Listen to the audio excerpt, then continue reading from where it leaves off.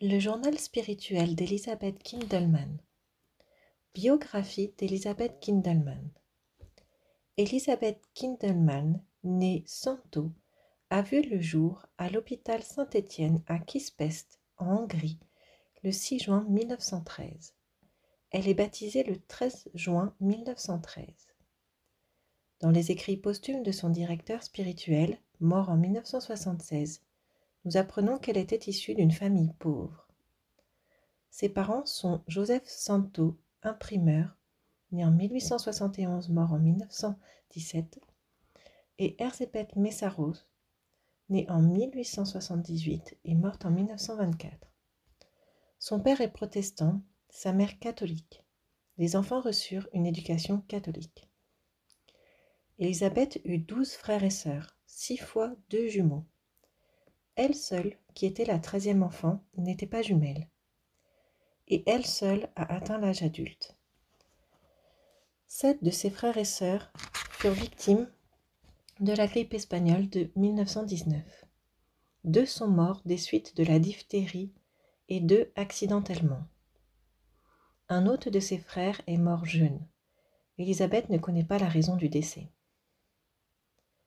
Après le décès de mon père, soit de 1917 à 1919, je fus élevée, dit-elle, par mes grands-parents maternels à Seresnies-Posta, car à cause de ma santé fragile, le médecin me conseilla de vivre à la campagne. De cette période, je ne me souviens pas qu'on m'ait amenée à l'église de Sécazard, à 14 kilomètres de là.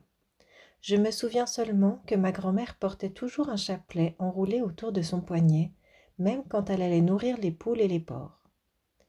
De septembre 1919 à juin 1923, je suivis l'école élémentaire de jeunes filles à la rue Pannonia à Budapest. Dès le 8 novembre 1923, dans le cadre d'une action internationale, Élisabeth fut envoyée en Suisse dans la famille d'un riche fabricant de machines agricoles à Willisau. De l'enfant chétif que j'avais été, dit-elle, je suis devenue, sous la surveillance de gouvernantes françaises et allemandes, une jeune fille passant de 21 à 38 kilos. En novembre 1924, je suis rentrée à Budapest, en réalité par amour pour ma mère, qui était gravement malade et ne quittait plus le lit. À la fin de 1924, mes parents de Willisau voulaient m'adopter et m'amener définitivement en Suisse. Le rendez-vous était fixé pour 10 heures à la gare de Graz en Autriche. Je suis arrivée à 10 heures du soir et eux m'attendaient à 10 heures du matin. C'est ce malentendu fatal qui fit que je dus accomplir ma mission en Hongrie. Un jeune couple hongrois me ramena à Budapest. À l'âge de 12 ans, je travaillais dans le ménage de mon oncle maternel à Vacsa, de Pâques jusqu'à la récolte du maïs, mais je ne pouvais supporter la paresse de mes 3 cousins et de ma cousine et les quittais sans un mot pour rentrer à Budapest.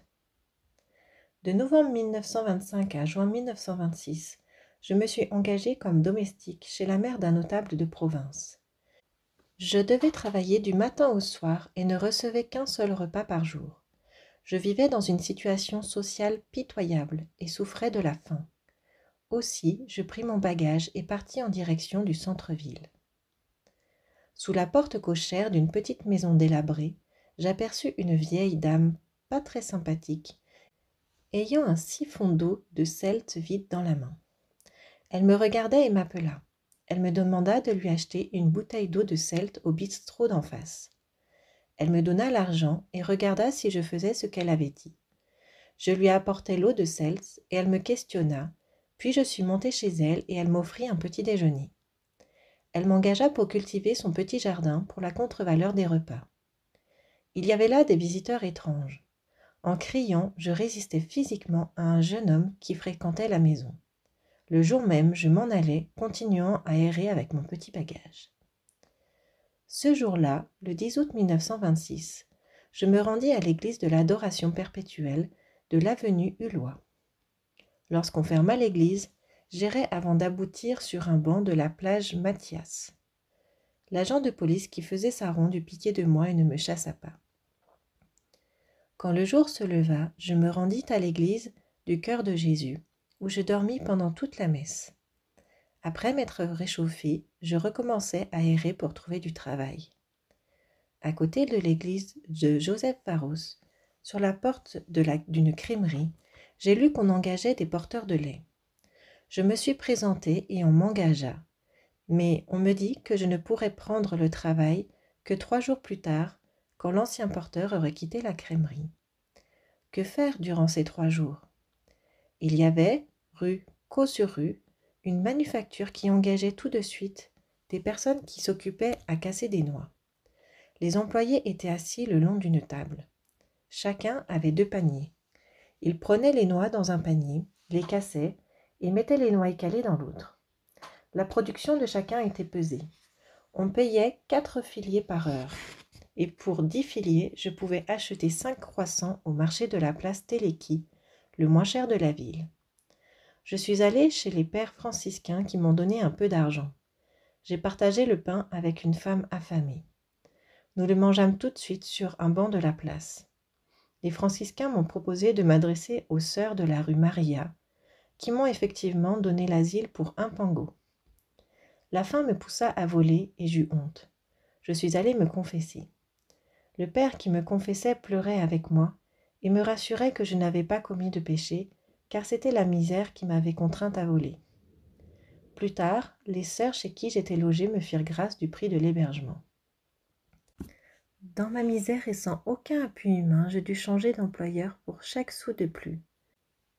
Pour un même travail dans une crèmerie de la rue Barros, au 8e arrondissement de Budapest, on me donnait 6 pangos, ainsi que le déjeuner. La 3e crèmerie, également rue Barros, assura mon existence pendant près d'1 an. C'était ce travail qui était le plus favorable du point de vue matériel. Je gagnais 8 pangos et je ne travaillais que de 5h30 à 11h. Je passais mes heures libres à prier, le plus souvent à l'église de l'adoration perpétuelle. Je participais régulièrement à l'office de l'adoration perpétuelle. Pour compléter mon salaire, je me suis engagée dans une usine où l'on épluchait des pommes de terre. On payait 2 filiers pour 10 kilos de pommes de terre épluchées. En 3 heures, je pouvais gagner 12 filiers. Parallèlement, je vendais des friandises dans un petit cinéma de banlieue. Je ne regardais pas les films. Pendant la séance, assise dans un fauteuil vide, je pensais à Dieu. La directrice m'emprunta souvent de petites sommes. Quand ses dettes s'élevèrent à 20 pangos, elle préféra se débarrasser de moi. Elle me renvoya. Je devins porteuse occasionnelle aux Halles du 9e arrondissement. À 6 heures, j'allais aux Halles et proposais mes services aux dames venues faire leurs achats. Arrivée chez elles, plus d'une de ces femmes m'invitait à prendre le petit déjeuner. C'est ainsi que je fis la connaissance d'une famille bourgeoise de Budapest, grâce à laquelle je pus fréquenter des cours à l'école d'infirmières de la rue Dohány, dans le 8e arrondissement. Ce ne sera pourtant qu'une dizaine d'années plus tard que je pourrai mettre en pratique mes connaissances d'infirmière à l'hôpital des Sœurs franciscaines et à l'hôpital antituberculeux de l'avenue Tarogato. Je poursuivis cette occupation aux Halles même quand j'eus un emploi dans une petite entreprise familiale de brosserie. Mon salaire s'élevait à 60 pangos par mois et la famille m'offrait le déjeuner. J'avais ainsi les moyens de louer une chambre et je m'installais au 10 de la rue Magdolna, au premier étage, où je payais 20 pangos par mois. Je travaillais de 8h à 16h. Dans ce combat pour le pain quotidien, je désirais faire connaître le bon Dieu aux gens. Je fus sans cesse préoccupée par la nécessité de l'enseignement religieux et de la mission. À l'âge de 15 ans, j'ai décidé de devenir religieuse de l'adoration perpétuelle. La congrégation des religieuses réparatrices fut fondée à Paris par la comtesse d'Oultremont. Je passais des heures à regarder, silencieuse, le Saint-Sacrement exposé à l'adoration des fidèles. Ainsi, mon cœur se remplissait de l'amour de Dieu. Un jour, j'ai décidé de me rendre au couvent et de demander à la sœur portière comment on pouvait être admis. Elle me répondait qu'il fallait une recommandation et me remit une grande feuille imprimée sur laquelle on énumérait ce qu'il fallait remettre au couvent lors de l'admission. En plus de la longue énumération des éléments du trousseau, il était indiqué que chacun pouvait verser une certaine somme suivant ses possibilités. Je lus tout cela avec stupéfaction et je pensais que je ne saurais jamais amasser une telle fortune. Ma pauvreté fit donc échouer mes projets de devenir religieuse. Pourtant, le désir de devenir religieuse missionnaire naissait et grandissait dans mon âme. Je ne me doutais pas encore que Dieu avait d'autres projets avec moi. Automne 1928. Je ne me rappelle plus du tout le nom de la dame âgée que je rencontrais souvent à l'adoration perpétuelle. Je lui fis part de mes projets et de mes rêves de missionnaire. Elle me donna l'adresse des sœurs missionnaires de la rue Hermina, qui éduquaient des orphelins et qui déléguaient aussi des missionnaires. Arrivé à la rue Hermina, je demandai à parler avec la sœur chargée des admissions. C'est là que pour la première fois de ma vie, j'entendis l'expression « supérieure ». La sœur portière me fit entrer dans la chambre d'hôte. La supérieure arriva et me fit asseoir, car j'étais restée debout par habitude. Je lui ai dit mon intention d'aller en mission pour faire connaître aux gens le bon Dieu. Après lui avoir raconté que j'étais orpheline et lui avoir dit ce que je gagnais, se levant, elle me dit « Sais-tu, mon enfant, pourquoi tu veux devenir religieuse ? Tu n'as pas la vocation. Seulement tu es orpheline. Tu n'as pas un foyer et c'est pour cela que tu veux entrer au couvent. » Sur cela, la conversation fut interrompue. Tout s'ébranla en moi. Je n'ai raconté mon échec à personne, sauf à la dame qui m'avait fourni l'adresse de ce couvent. Après m'avoir écoutée, elle me dit « Va à la maison mère de l'avenue Ménézy, chez la supérieure provinciale. » Je pris le tramway pour aller à Pest. Buda et Pest sont séparés par le Danube qui coupe la ville en deux. Par le pont François-Joseph. Je demandai à voir la supérieure provinciale. Je dus attendre quelques 5 minutes, qui me parurent aussi longues que les 5 minutes qui précéderont ma mort. La supérieure provinciale me parla avec tant de gentillesse que je fus complètement détendue. Je lui racontai tout avec une complète sincérité. Elle me prit la main comme une mère et me dit « Nous demanderons au Seigneur Jésus quelle est sa volonté, et il nous dira ce que nous devons faire. Tout se passera selon sa volonté. » Nous entrâmes toutes les deux dans la chapelle, mais moi je suis restée en arrière, debout auprès des bancs. Je regardais de loin comment la supérieure provinciale parlait avec le Seigneur Jésus. Avec une douce légèreté, la supérieure revint à moi, me prit la main et me ramena dans la salle de réception. Là, elle me fit asseoir, posa sa main sur la mienne, me regarda très profondément dans les yeux et me dit « Mon enfant, la volonté de Dieu est différente. » J'eus presque un malaise. « Sais-tu quelle est la volonté du bon Dieu ? Il veut autre chose de toi.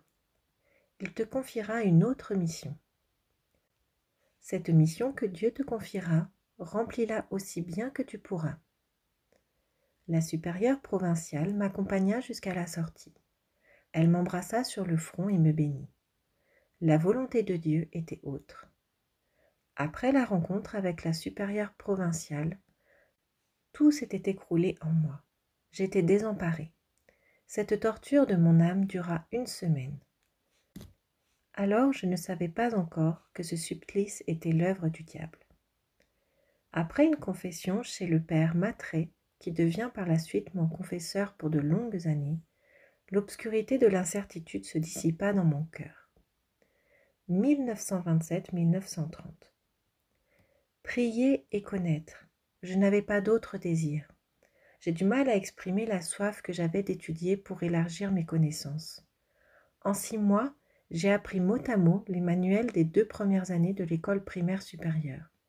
Mais je n'avais pas l'argent pour passer les examens. Je me suis mise à étudier les livres des 3e et 4e années. J'ai ainsi fait mes études sans avoir de certificat. L'automne 1929 apporta un grand tournant dans ma vie. Comme j'avais une belle voix et une oreille fine, je fus admise au chœur de l'église de la communauté du Christ-Roi à Joseph-Haro, au 8e arrondissement. Le premier ténor était Caroline Kindelman, tandis que j'étais le premier soprano. Il demanda à m'épouser. Je me suis mariée à l'âge de 16 ans. Mon mari en avait 30 de plus. Il exerçait le métier de maître ramoneur, ce qui payait bien à l'époque. Notre mariage eut lieu le 25 mai 1930, dimanche de la Pentecôte. Mon mari fit construire une maison de 4 pièces dans la périphérie de Budapest. De 1931 à 1942 naquirent 6 enfants. L'Angélus et le rosaire faisaient partie de notre vie quotidienne. Le 26 avril 1946, mon mari décédait. Mon état de veuve avec 6 enfants était particulièrement lourd.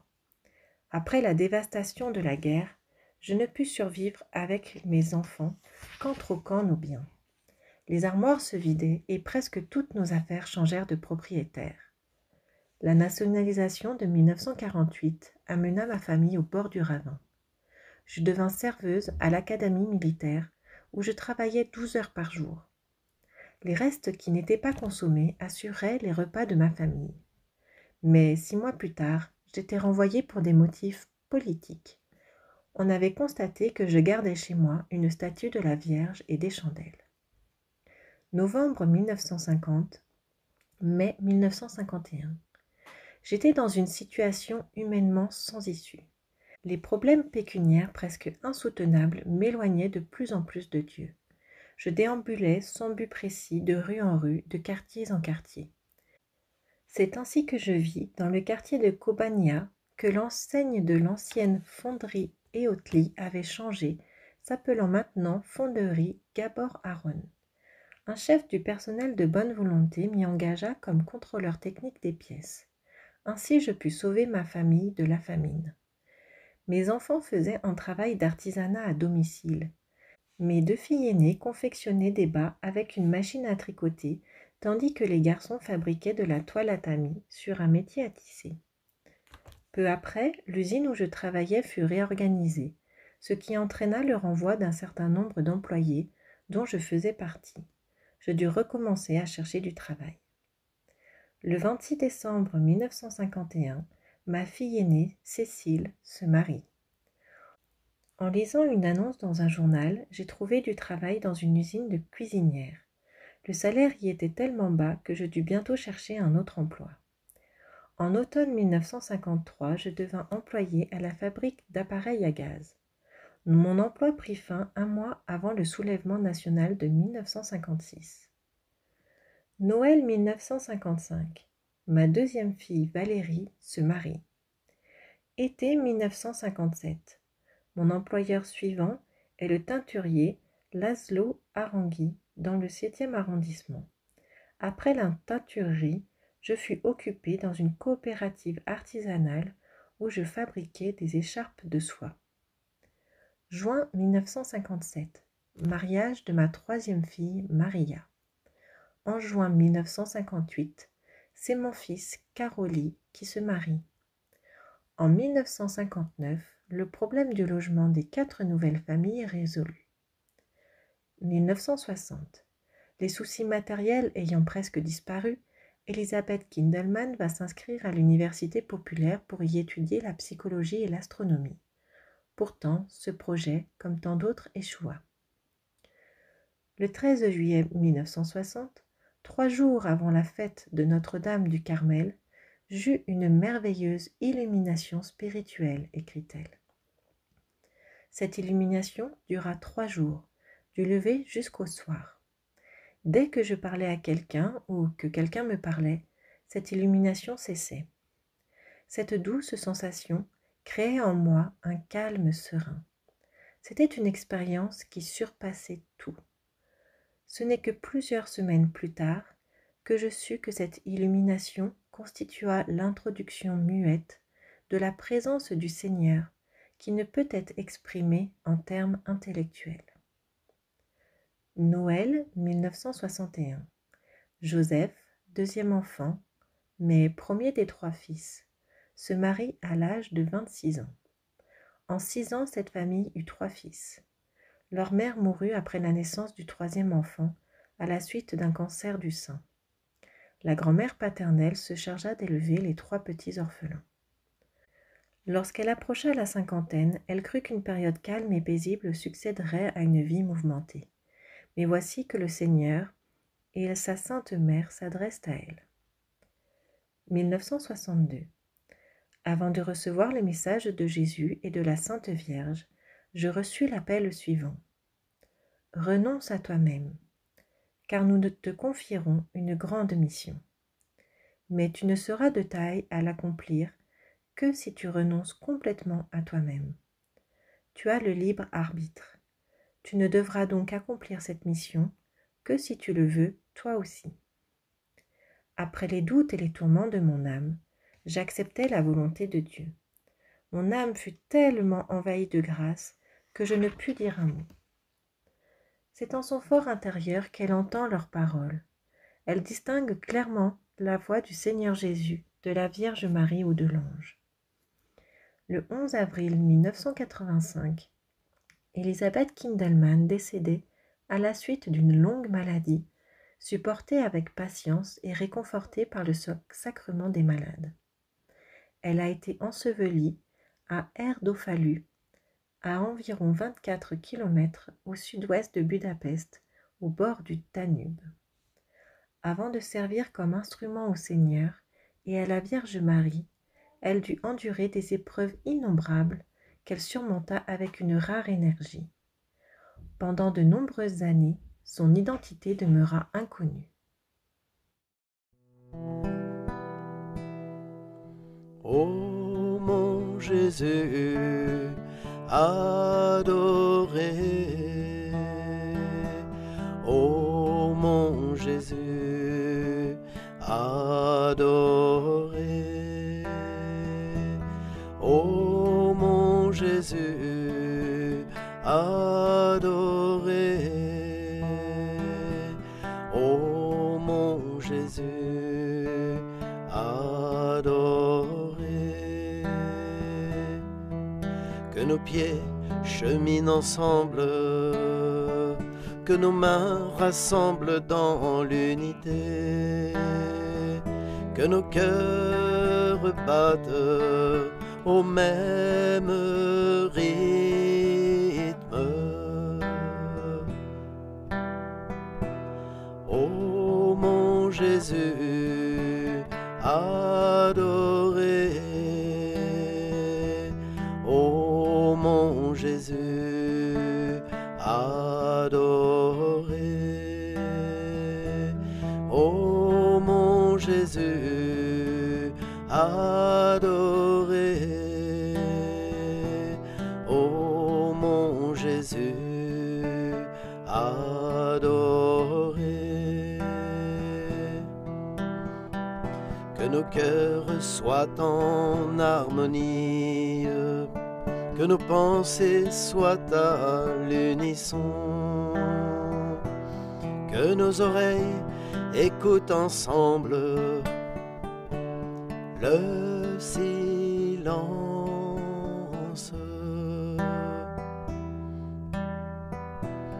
Ô mon Jésus adoré, ô mon Jésus adoré, ô mon Jésus adoré, ô mon Jésus adoré. Que nos regards se fondent l'un dans l'autre et que nos lèvres supplient ensemble le Père éternel pour obtenir miséricorde. Ainsi soit-il. Ô mon Jésus adoré, ô mon Jésus adoré, ô mon Jésus adoré.